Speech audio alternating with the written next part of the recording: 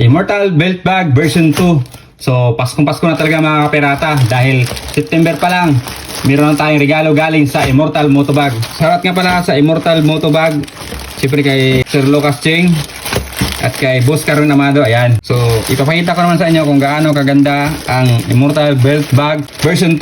So, ito yung plastic niya. So, appearance check natin. Pakita natin yung Immortal Belt Bag.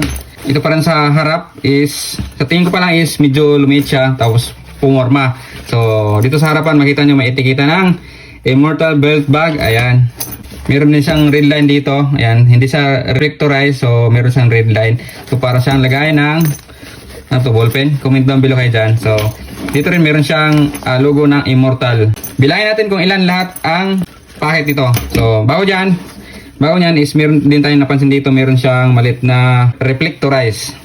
Tapos ito bandang kanan is meron din siyang lagay ng hook nyo or mga susian nyo. Ayan.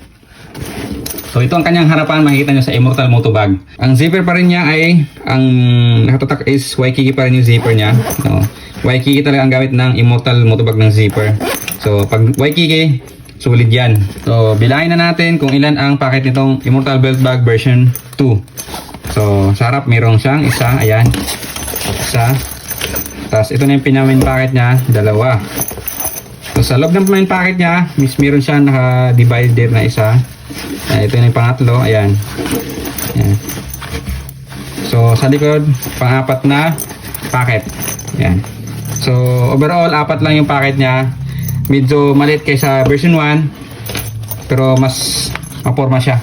Sa loob, siyempre makita nyo ulit yung etiketa ng Immortal, ayan. Ni Verdades, ano pa rin siya, waterproof kasi nakita nyo sa inner lining siya, meron siyang panangga in case pag umaambon or maulan. Hindi siya basta-basta mababasa, waterproof. Ayan o, kapal. Lahat ng packet niya may inner lining. Ayan. Itong unang packet niya is pwede nyo lagyan ng mga coins nyo or mga stickers. Ayan, kasya-kasya rito.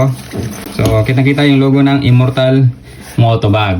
So ito naman yung pinakagitna niya or pinakamin packet niya mga kapirata. Ayan.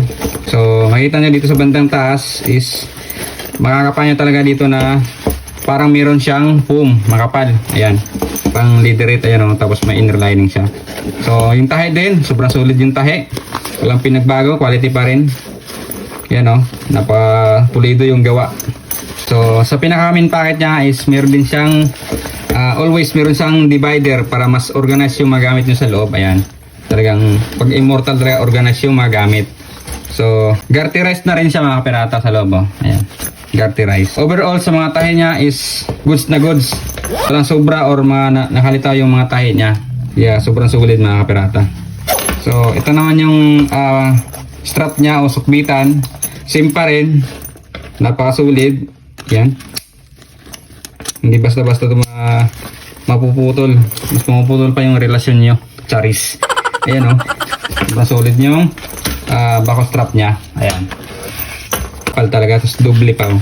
So nakita naman nyo lahat ang pwede nyong mailagay dito sa belt bag na to na version 2. Sa murang halaga ay may Immortal belt bag na napakaangas at napaka-formado. Ayan.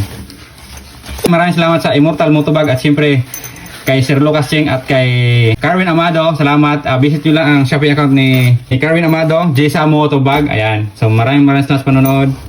Sheesh!